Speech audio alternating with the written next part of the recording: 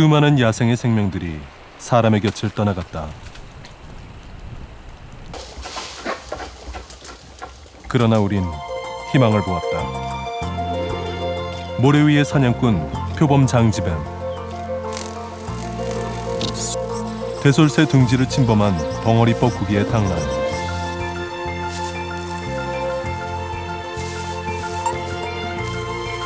멸종 위기에 놓인 생명들이 은밀한 삶을 이어가는 현장.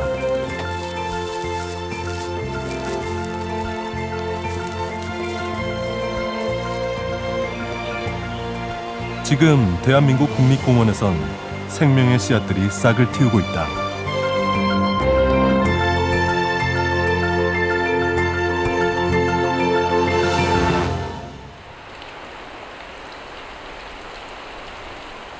폭설이 더욱 잦아진 2010년 초, 설악산 국립공원에 큰 눈이 내렸다.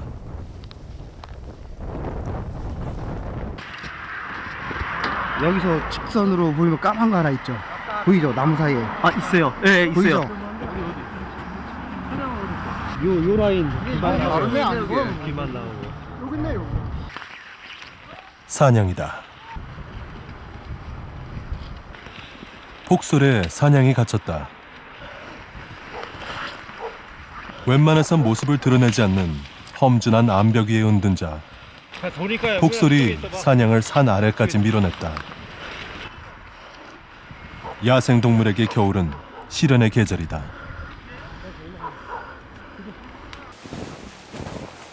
이 상태로 방치되면 탈진의 죽음에 이를 수도 있다. 빨리 포획해서 안정을 시켜야 한다.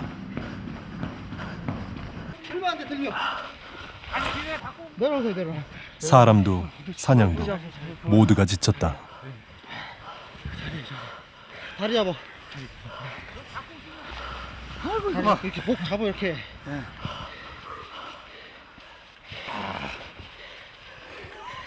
왜요? 그 인천군청에 있으면 내일 뭐 달리기만 했나?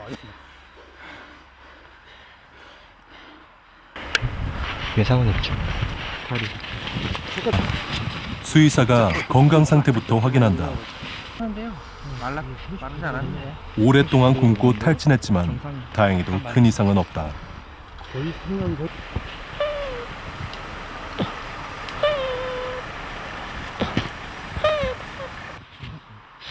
국립공원 멸종위기종 보건센터 연구원들이 사냥구조에 나선 건 올해가 처음이다. 멸종위기의 생명들에 대한 복원이 본격적으로 시작된 것이다.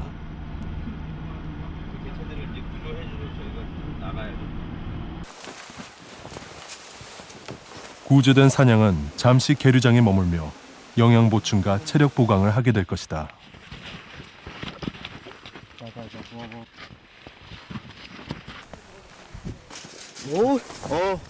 잘 간다. 우리나라의 야생 사냥은 700여 마리로 추정된다. 이들에 대한 연구가 이제 시작되고 있다. 며칠 후 야생동물의료센터에 야생에서 죽은 사냥이 들어왔다. 외상이 없던 터라 정확한 사인을 밝혀야 한다. 야생의 사냥을 이해할 수 있는 귀중한 정보들이다. 흉곽 쪽에 흉수가 상당히 많이 차 있고요. 폐도 보니까 폐렴소변이 상당히 보이고 있습니다. 그래서 복강 쪽을 지금 보고 있는데 복강 쪽에도 지금 그 복수가 상당히 많이 차 있고요.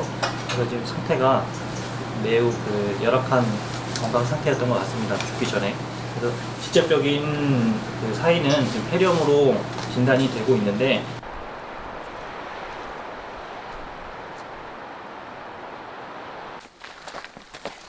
2월의 끝자락, 지리산을 깨우는 발걸음이 분주하다. 반달가슴곰이 겨울잠에 들어가 있는 시기이다. 그러나 올해는 유독 녀석들이 겨울잠을 자지 않고 옮겨 다녔다. 그런데 18번 반달가슴곰은 줄곧 안정된 신호를 보내왔다. 동면에 들어간 것이다. 그런데 굴 밖까지 새끼들의 울음소리가 들려온다. 동면 중에 새끼를 낳은 18번 반달가슴곰. 신경이 곤두서 경계하는 어미의 품속에 웅크린 새끼가 보인다. 쌍둥이다. 야생에서 2년 연속으로 전해준 출산 소식이다. 새끼 출산은 반달가슴곰이 먹이 활동과 동면 과정을 거쳐 지리산에 안정적으로 적응했다는 것이기에 더욱 의미가 깊다.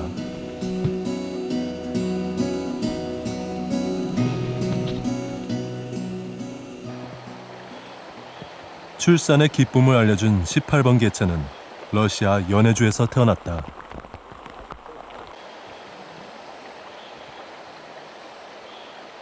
(2005년에) 들어와 적응 기간을 거친 후 그해 10월 14일 지리산의 너른 품속으로 들어갔다.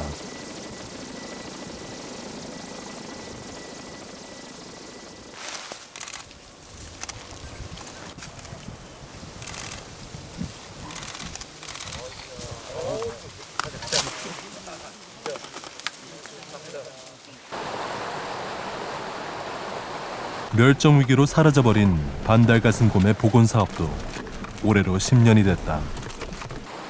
그 사이 지리산엔 어떤 변화가 있었을까?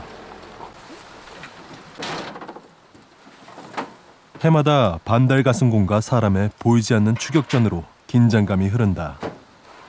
동면을 끝낼 즈음 녀석들의 움직임이 아직 둔할 때를 이용해 부착한 발신기의 배터리를 교체해야 한다. 때를 놓치면 반달가슴곰과 연결된 유일한 끈이 끊어지고 말 것이다.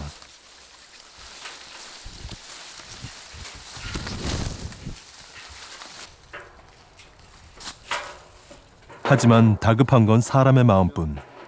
해가 갈수록 녀석들 잡는 일이 어려워지고 있다.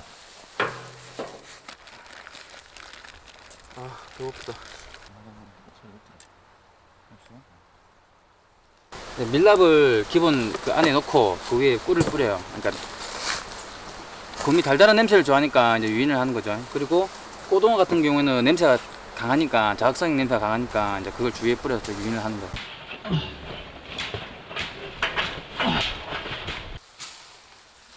진화하는 반달가슴곰에 맞춰 사람의 전술도 변해야 한다. 됐나? 이 정도 됐어요.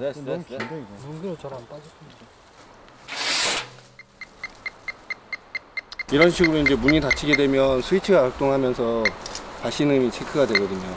그럼 이제 저희가 올라와서 어떤 개체가 잡혔는지 이제 확인하고 이제 영역 표시나 발톱 다듬은 흔적만 보여줄 뿐 녀석들은 모습을 감췄다. 어릴 때는 저희가 드럼 포획이라 해서 드럼통을 이용해서 포획을 했는데 얘들이 커가면 커갈수록 그 드럼에 들어가는 확률이 줄어들고 오히려 이제 저희가 발로 뛰어야 되는 이제 그런 상황에 놓이게 됐습니다. 그러면 저희도 이제 거기에 맞춰서 또 장비라든지 이런 부분 또 다시 진화를 해야 되고 또 거기에 되면 또 개체도 또 거기에 또 적응을 하다 보면 또 이제 어려워지고 그래서 어찌 보면 곰과 사람과의 이 두뇌 싸움이라고 할 수 있습니다. 지난해까지만 해도 5월이 되기 전에 80~90%를 포획했다. 하지만 올해는 30% 수준. 포획 작업은 갈수록 어려워지고 사람의 수고로움이 커지고 있다.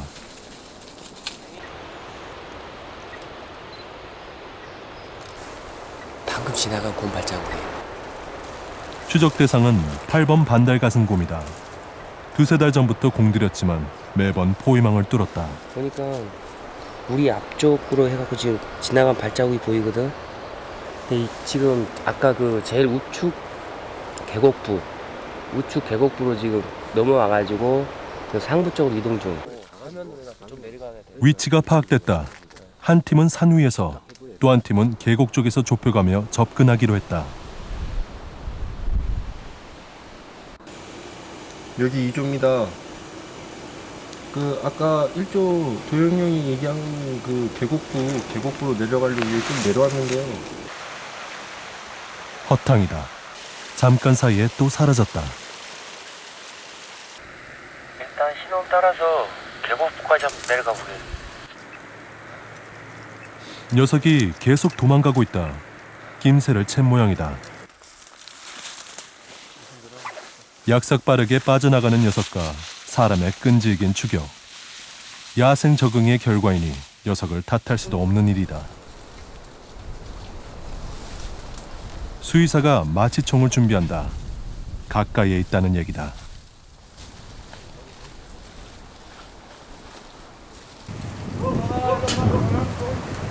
녀석을 정확히 맞췄다. 마취에 들어갔다. 깨어나기 전에 모든 일을 끝내야 한다.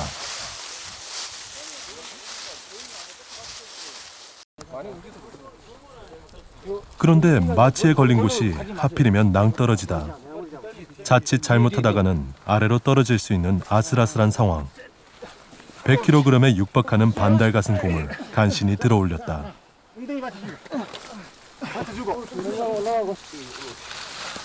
안정을 위해 눈을 가린 뒤 맥박, 키, 몸무게와 발 크기, 손 크기를 측정해 1년 동안의 신체 변화를 확인한다.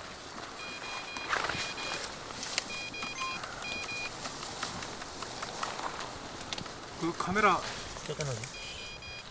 인간과 연결된 유일한 끈인 발신기의 배터리도 새 것으로 교체했다.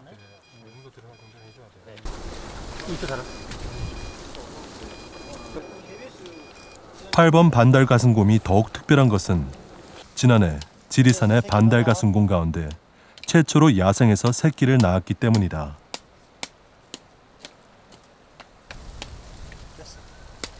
당시의 출산 소식은 모두를 흥분케 했었다.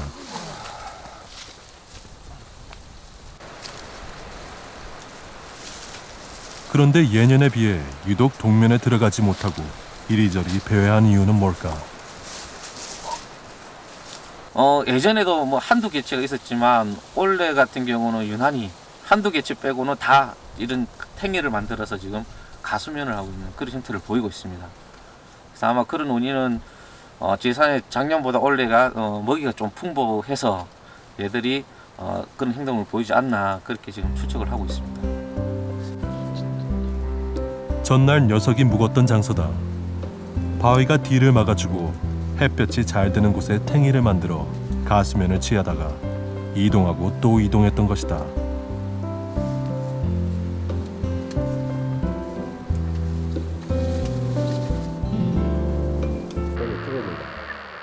그로부터 석 달 뒤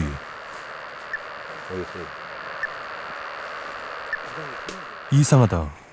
4시간 이상 정지했을 때의 신호가 뜬다. 오전에 추적했을 때만 해도 활발하게 움직였는데 정지 신호라니 이상 징후다.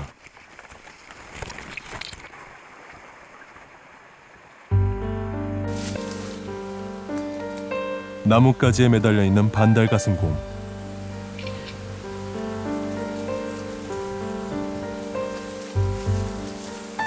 불과 석 달 전 어렵게 포획해 배터리를 교체했던 8번 녀석이다. 죽음의 덫, 올무가 문제였다. 회복차량 올라옵니다. 지난 2005년 8번 반달 가슴곰은 판문점을 통해 고향인 북한에서 남한으로 내려왔다.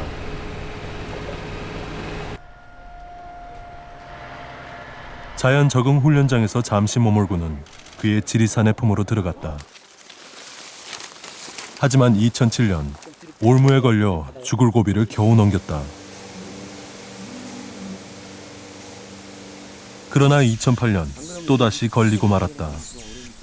다행히도 녀석은 무사했고 새끼를 낳아 복원사업에 청신호를 보냈다. 그러나 끝내 올무와의 악연을 끊지 못하고 떠났다. 지금 현재 지리산 자연 환경 자체는 곰이 서식하기에 뭐 충분한 먹이라든지 수량 그리고 은신처들은 충분하거든요. 이런 좋은 자연 환경을 가지고 있으면서도 이제 서식지 부분에서 마을 인근이라든지 뭐 농작물 근처에 설치한 올무들이 가장 큰 문제거든요. 이런 문제 때문에 작년까지 지금 14번이 올무에 걸렸었고요. 이런 문제들을 해결을 하기 위해서 뭐 지자체라든지 주민 이렇게 같이 할 수 있는 이 보건 사업이 진행돼야지 앞으로 더 한 단계 나아갈 수 있을 거라고 생각합니다.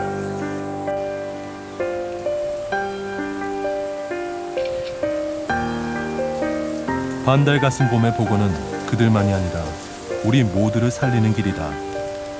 그들이 살아야 사람도 산다.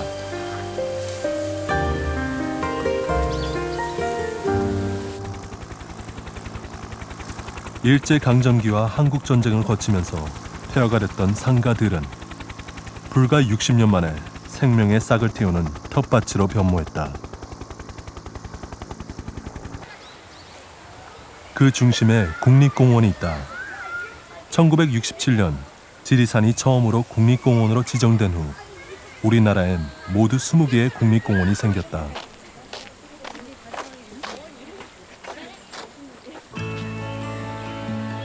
멸종위기 야생 동식물 2급인 노랑무늬 붓꽃은 긴 점박이 올빼미와 함께 오대산 국립공원을 대표하는 깃대종이다. 특별히 보호하고 지켜야 할 생명이라는 의미다.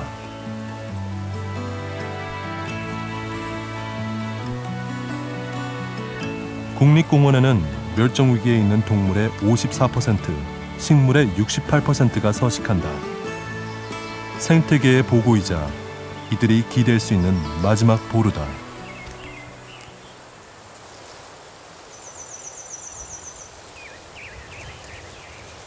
여기 멸종위기 야생동물 1급인 구렁이가 있다.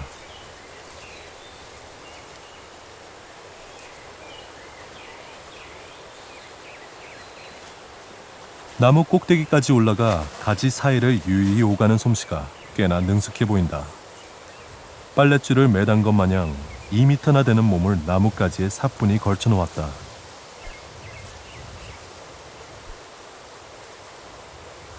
녀석은 지금 햇살을 받으며 일광욕을 즐기는 중이다. 이왕이면 햇볕을 좀 더 많이 잘 쬐을 수 있도록 가장 높은 곳까지 올라간다. 하지만 몸이 너무 뜨거워져도 안 된다.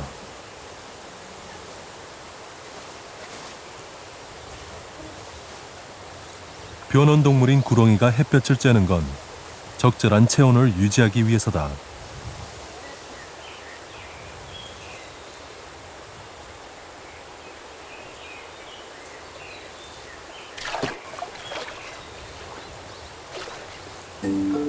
한낮의 볕이 너무 뜨거울 땐 피서를 즐긴다. 물에서 먹잇감을 사냥하는 무자치와 달리 구렁이는 그저 물을 좋아하고 즐긴다. 구렁이는 공기를 들여마셔 자신의 거대한 몸을 수면 위로 띄운다.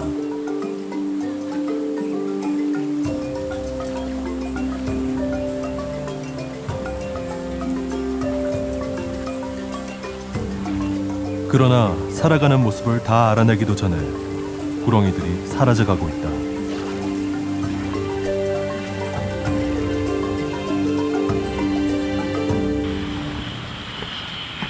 치악산 국립공원에선 강원대학교 동물행동생태 실험실 연구진이 구렁이 연구에 매달리고 있다.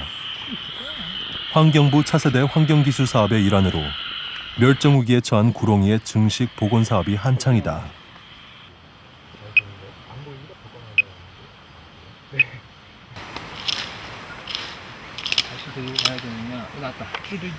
발신기가 보내온 신호 덕에 땅속에 숨어있던 구렁이를 쉽게 찾았다. 인공 증식장에서 키워 자연 방사한 개체다. 지금 철사 같은 거 보이시죠? 예. 그 발신기 안테나가. 발신기 본체는 지금 복강 안에다 넣어놓고요. 구렁이 같은 경우도 주기적으로 탈피를 하고 이렇게 후미진 곳을 파고드는 습성이 있기 때문에 복강 안에다가 지금 발신기를 넣은 상태입니다. 지금까지 야생에 잘 적응하고 있다. 69. 방사를 했을 때 이 개체들이 정말로 산은 어디까지 올라가는지, 어떤 특정 지역을 좋아하는지, 이런 다양한 정보들을 저희가 얻고 이 정보들을 통해서 추후에 정말로 어떤 복원이 진행될 때 개체들을 방사하는 데 사용하는 기초 자료로 사용하고자 하는 그런 목적으로 수행이 되고 있습니다. 예로부터 인가주의에 살며 야생 들쥐를 잡아먹어 사람에게 이로움을 주었던 구렁이. 그 흔했던 구렁이가 잘못된 보신 문화와 무분별한 포획으로 사라지면서 멸종위기에 처했다.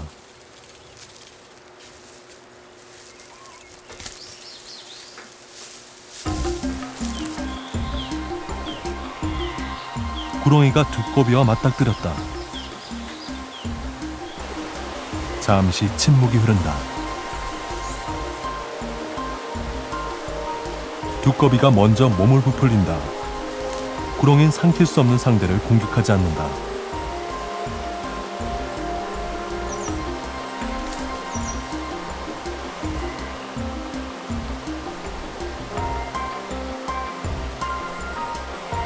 두꺼비에게 독이 있다는 걸 알고 있다.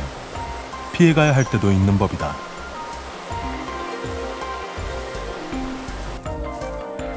그제야 두꺼비도 자리를 뜬다.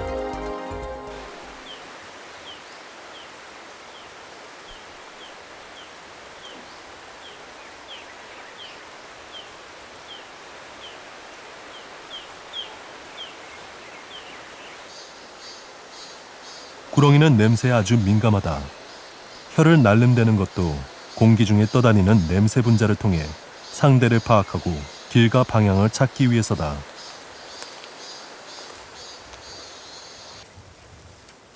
길을 찾거나 먹이 사냥에 더없이 유용하다.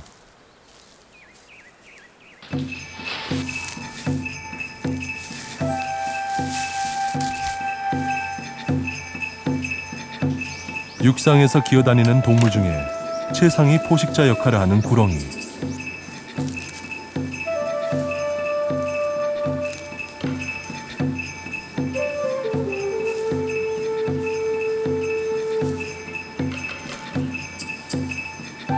구렁이는 방랑형 사냥꾼이다.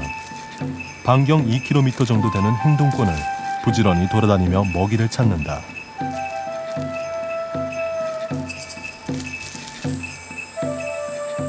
느리고 천천히 구렁이는 허기를 채운다.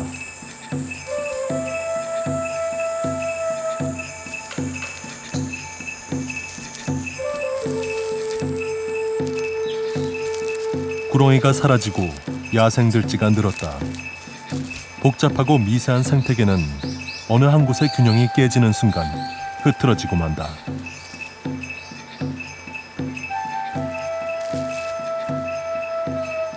구렁이는 이제 햇볕을 찾아 나설 것이다.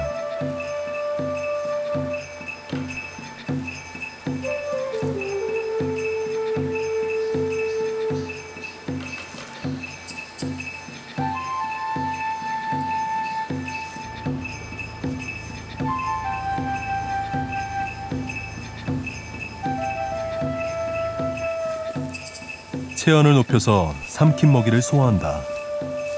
닷새 정도 따사로운 햇살을 받으며 몸속으로 들어간 먹이를 천천히 소화시킨다.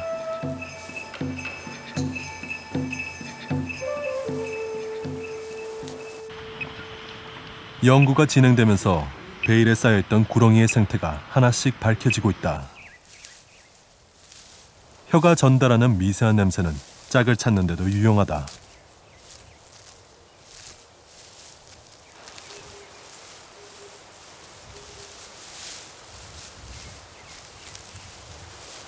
해마다 4월에서 6월은 구렁이가 번식하는 계절이다.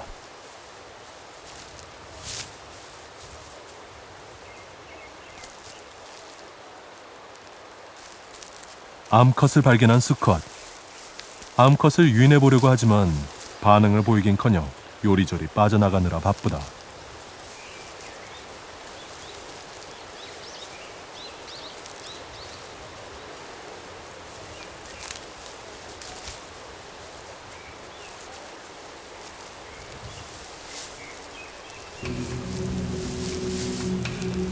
마침내 암컷을 물어 꼼짝달싹 못하게 하는 수컷.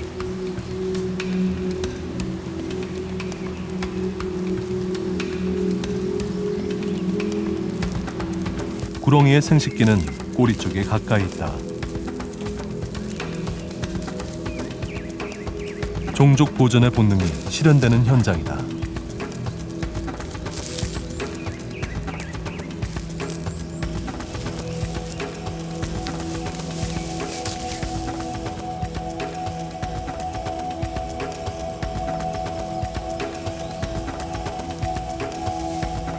수컷은 떠나고 이제 암컷은 새로운 삶을 준비할 것이다.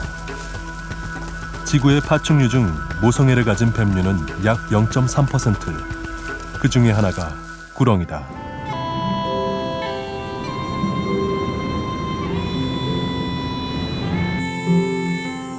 국립공원은 우리나라의 문화재의 보고이기도 하다. 국보 38건, 보물 141건 등 645건의 문화재가 국립공원에 있다. 사람의 지혜와 자연의 아름다움, 생명의 신비가 이곳에서 하나가 된다.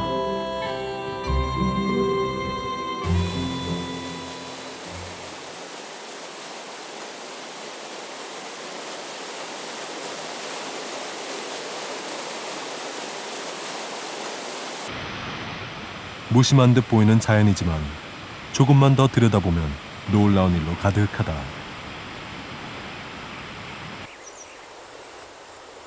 인기척이 뜸한 틈을 타 어미새가 다리 밑으로 날아들었다. 놀랍게도 다리 아래는 대솔새 둥지가 있었다. 이번엔 아빠새가 먹이를 물고 대기 중이다. 둥지로 가려다 사람이 오자 잠시 멈춘다. 돌아보면 우리 곁엔 생각보다 훨씬 많은 야생의 생명들이 살아가고 있다.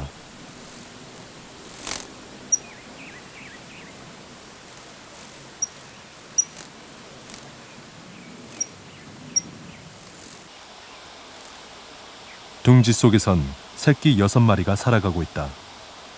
커갈수록 이 작은 둥지는 점점 비좁아진다.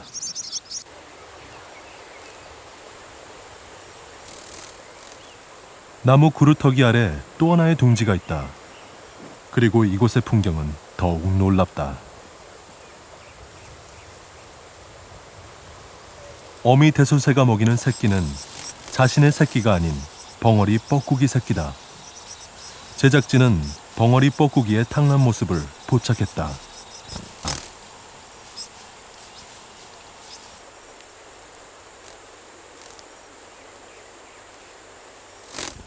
벙어리 뻐꾸기가 대솔새 둥지에 자신의 알을 낳고 육아까지 대솔새에게 맡긴 것이다.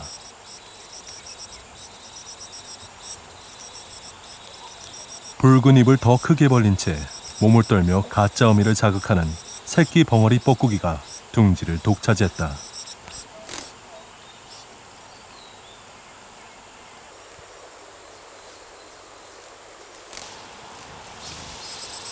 윗부리 안쪽에 까만 선이 특징인 벙어리 뻐꾸기의 탕란이 촬영된 적은 지금껏 없었다. 남의 둥지에 몰래 알을 낳고 간 진짜 어미를 대신해 어미 노릇을 하는 대솔새 부부. 자기들보다 큰 덩치로 새끼 5-6마리가 먹을 양을 혼자 먹어치우는 업둥이 때문에 쉴 틈이 없다.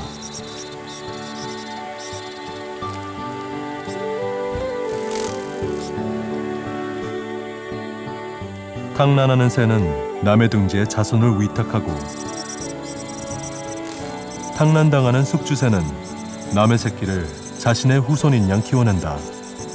이것이 이들의 운명이다.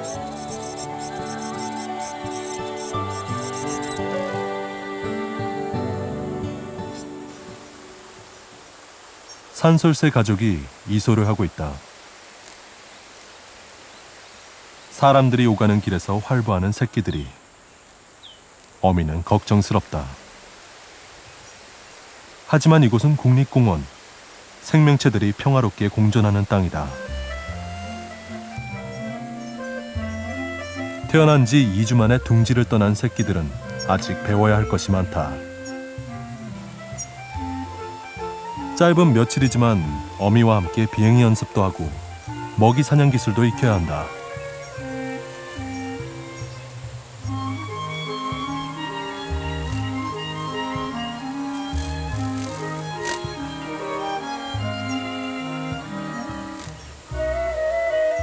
어미는 잠시도 마음을 놓을 수 없다.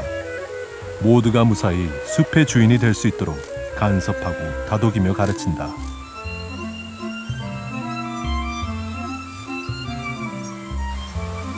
새든 사람이든 어미는 제 새끼들 먹이느라 분주하다.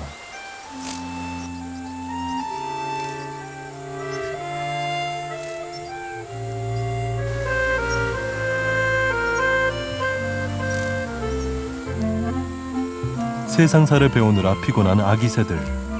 하루가 지나가고 있다. 이곳은 태안해안국립공원. 국내 유일의 해안형 국립공원이다. 무분별한 개발과 함께 사라져가는 해안 사고가 이곳에는 잘 보존되어 있다. 그리고 이곳은 이슬이 마르면 나타나는 녀석이 있다. 표범 장지뱀이다. 태양 아래서 활동에 필요한 에너지를 충전하는 중이다.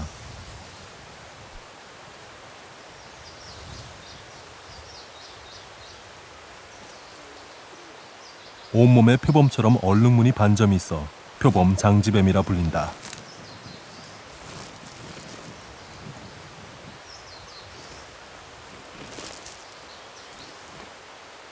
서식지가 줄어들면서 활동 공간이 겹치다 보니 작은 충돌이 생기곤 한다.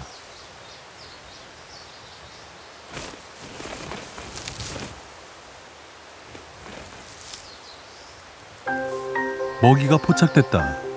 어린 사막이다. 움직임에 민감한 녀석은 작은 움직임이라도 포착되면 단숨에 달려들어 꿀꺽. 곤충이나 거미 등 몸집 작은 절지동물을 잡아먹는다.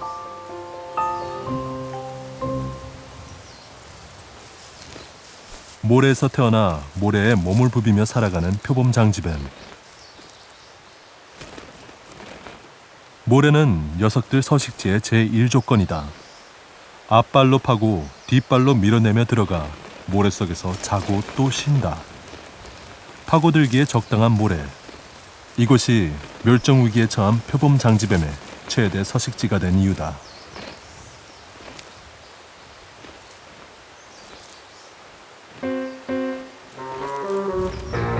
먹이 사냥이 시작됐다. 이번엔 집게벌레다.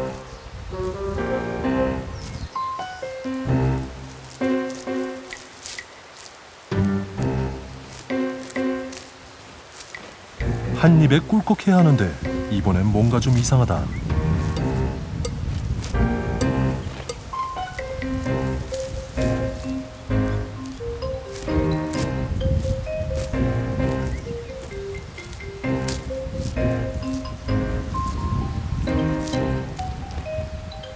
먹이를 잘못 골랐다. 집게벌레한테선 쓰고 신맛이나 삼킬 수가 없다.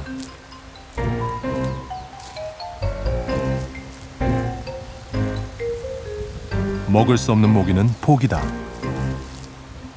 구사일생. 운은 좋았지만 집게벌레에겐 힘겨운 하루다. 급격한 환경 변화와 개발로 서식지를 잃고 사라져가는 멸종위기종 표범장지뱀.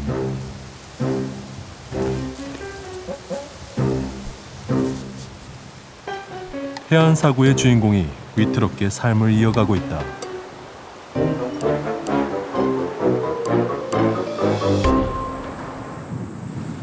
태안해안국립공원에선 강원대학교 연구진이 표범 장지뱀에 대해 연구를 하고 있다.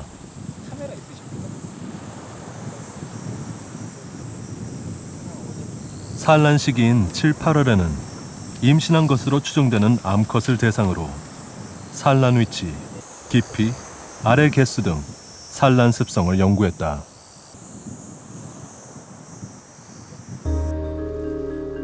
암컷은 대개 4개에서 6개의 알을 낳았다. 표범 장지뱀의 산란 연구를 위한 실험장.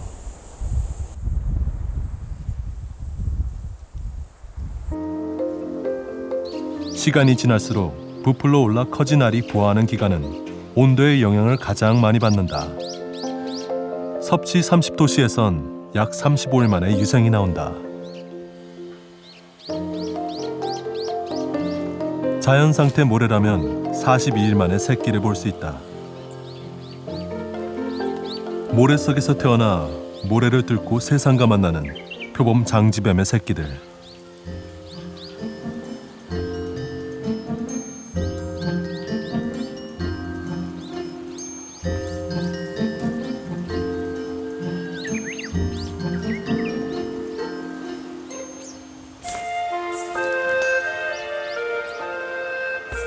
올여름 모래 위에 사냥꾼들이 늘어났다.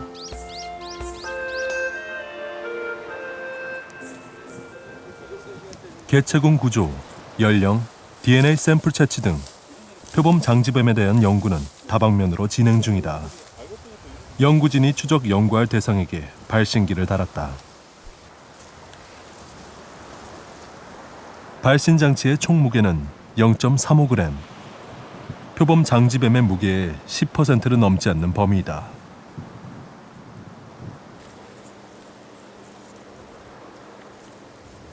총 22마리의 추적 장치가 부착되었다.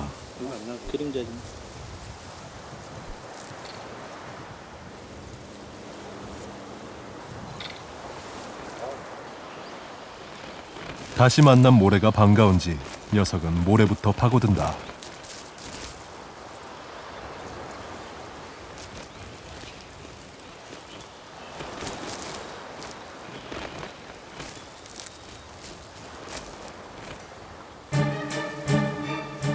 메뚜기다. 정주영 사냥꾼인 표범 장지뱀은 지키고 서 있다가 움직임이 포착되면 날쌔게 달려든다.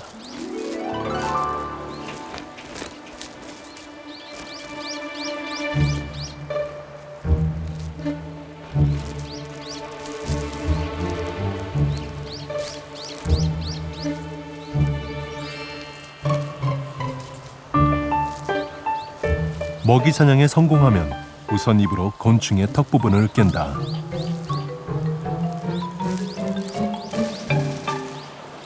그리곤 천천히 삼킨다.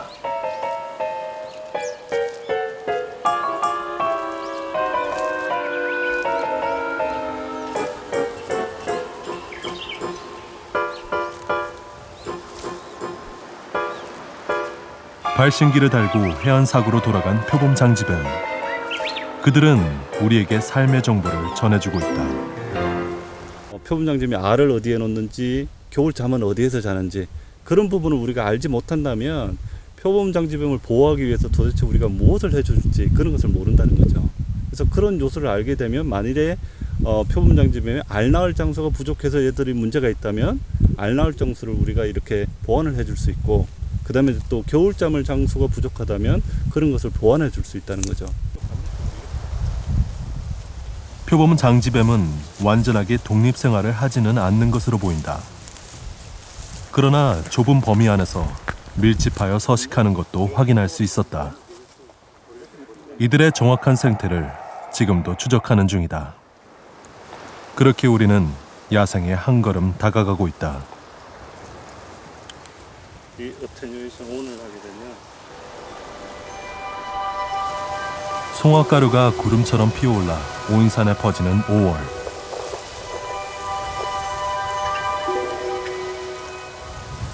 설악산에 봄이 찾아왔다. 올 초 폭설에 고립돼 구조됐던 사냥들이 야생으로 돌아갈 시간이다. 구조했던 야생 사냥에게 처음으로 무선 추적 장치를 달았다. 이제 본격적으로 녀석들에 대한 연구를 시작할 것이다.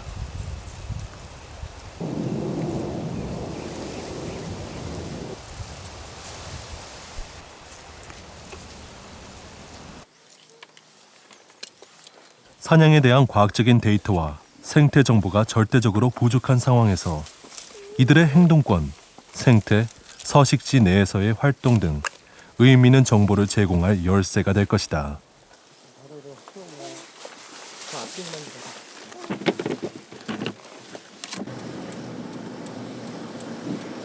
사냥 방사는 구조했던 바로 그 장소에서 놓아주게 된다.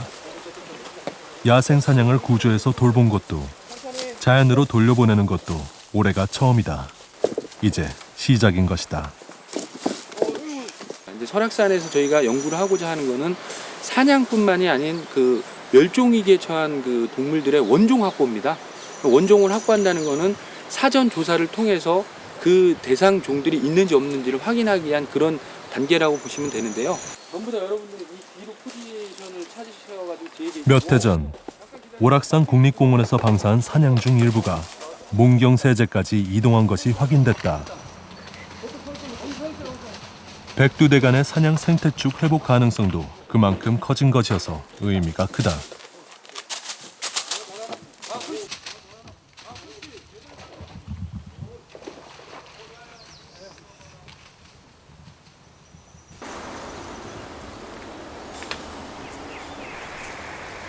그즈음 지리산에선 올해 새끼를 낳은 18번 반달가슴곰 추적이 한창이다.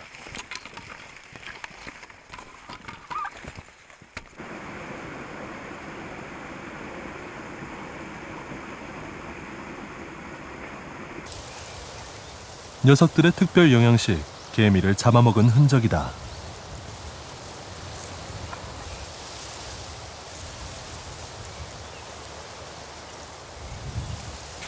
한참 만에 접근할 수 있었지만 조리대에 숨어 볼 수가 없다. 더 접근했다간 녀석이 불안해할 것이다.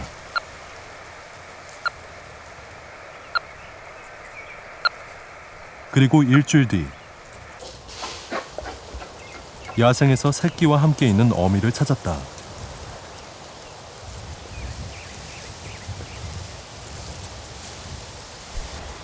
새끼곰의 활동이 활발하다. 이동 속도가 눈에 띄게 빨라졌을 만큼 새끼는 건강하게 자랐다.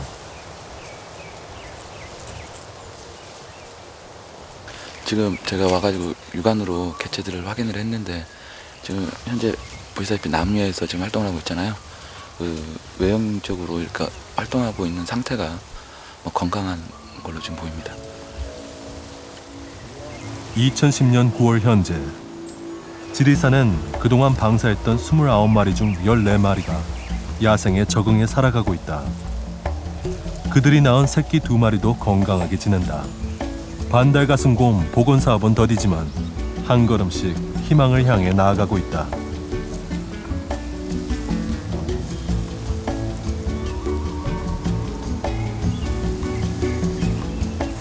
지금 15번 개체가 지금 지리산 국립공원을 벗어나서 도로 그리고 엄천강을 건너서 법화산까지 넘어간 경우가 2번 있었거든요. 그런 경우로 봤을 때 뭐 이동 통로만 잘 된다면은 덕유산을 거쳐서 백두대간까지 갈 수 있는 확률은 높다고 봅니다.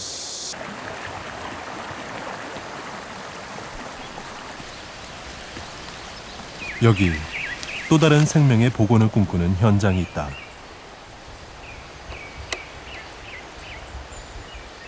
무인 센서 카메라라고 저희가 이제 야생 동물이 자주 드나드는 길목이나 아니면 흔적이 보이는 곳에 설치를 해가지고 실체를 확인하려고 쓰는 장비거든요.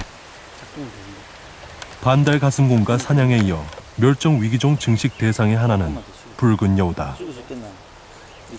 과거에 살았던 지역이 어떤 서식 조건을 갖고 있는지 또한 과거와 어떻게 바뀌었는지 그런 것도 한번 모니터링하고 조사를 해봄을 해서 향후에 여우 복원을 시도했을 때 가장 이상적인 장소를 찾아서 풀어주는 그 작업을 위해서 지금 이제 사전 조사로 그 지역에 이제 먹이 밀도라든지 어떤 종이 서식하는지 또 어떤 경쟁 종이 있는지 등등 이제 그런 걸 지금 파악하는 조사를 지금 시행하고 있는 중이죠. 1960, 70년대 쥐잡기 운동이 대대적으로 펼쳐질 때 쥐약에 노출된 쥐를 잡아먹으면서 사라져버린 붉은 여우.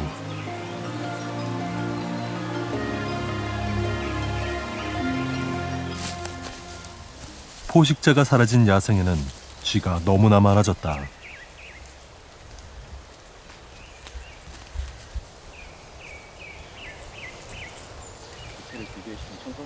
청설모의 흔적, 뽑힌 너구리의 털까지 모두가 복원을 위한 귀중한 정보들이다.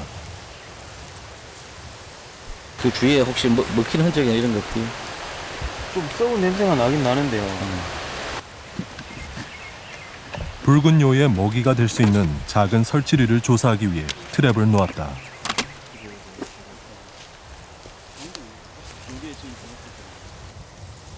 트랩에 걸린 쥐들이 밤새 얼어 죽지 않게 하기 위해 솜을 한 조각 넣어준다.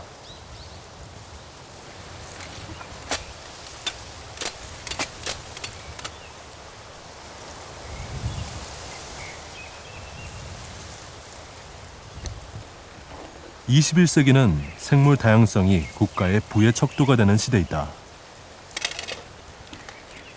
그러니 멸종위기의 야생동물 보호는 무너진 자연 생태계의 균형을 맞추는 첫 단추이자 다양한 생물군을 형성해가는 초석이라 할 수 있다. 저희가 하고자 하는 것은 백두대간 내의 건강한 생태계 복원입니다. 그러니까 사냥 복원을 통해서 사냥뿐만 아니라 다른 멸종위기에 처한 야생동물들의 복원, 즉 야생동물을 살리기 운동이죠. 살리기 프로젝트라고 보시면 되는데요. 이런 동물들을 살림으로써 건강한 생태계, 이 생태계가 건강해짐으로써 동식물이 같이 어우러져서 살 수 있는 그런 생태계를 만드는 것이 저희 목적이죠. 다음 날 아침, 전날 설치해놓은 트랩을 확인했다. 붉은 요의 먹이가 될 작은 설치류들은 어렵지 않게 포획할 수 있었다.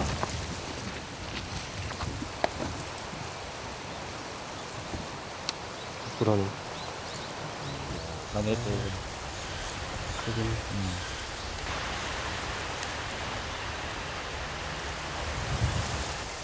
무인 카메라에는 다람쥐, 너구리, 오소리, 족제비를 비롯해 멧돼지, 고라니, 노루 같은 중대형 크기의 동물들까지 다양하게 확인됐다. 족제비. 머지않아 저 깊은 산을 뛰어다니게 될 붉은 여우를 상상해본다.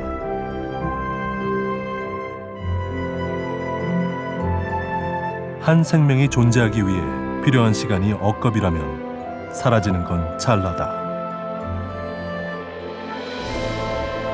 야생동물을 멸종으로 몰아간 위험한 질주가 지금 이곳에선 생명복원의 길로 선회하고 있다.